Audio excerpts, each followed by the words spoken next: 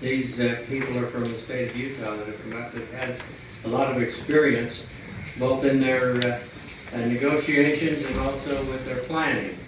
And I don't believe there's been any federal land turned over to the states yet, but there's been a lot of discussion about it. And because we've had discussion here in the Idaho legislature for the last several years about this, why we decided it would be good to just have an informational meeting today for our committee members and the public to come and listen to the work that they've done in Utah, where they're at on this, and what the proposals are. We were told by State Forester David Greshel that 70% of the actively managed U.S. Forest Service land has a high mortality risk.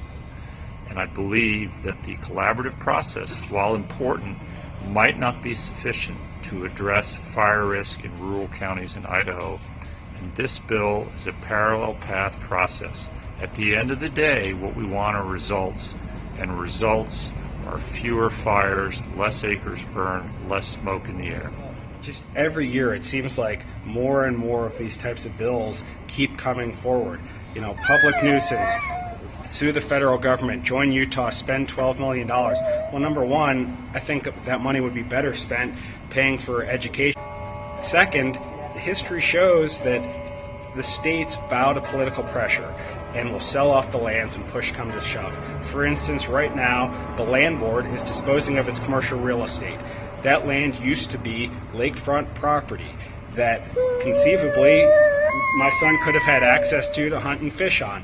But instead, the political pressures meant that we had to sell off or dispose of the property along the lake. We got commercial real estate, and then groups like the Idaho Freedom Foundation didn't like that, and so now here we are disposing of commercial real estate. And so it's a death by 1,000 cuts.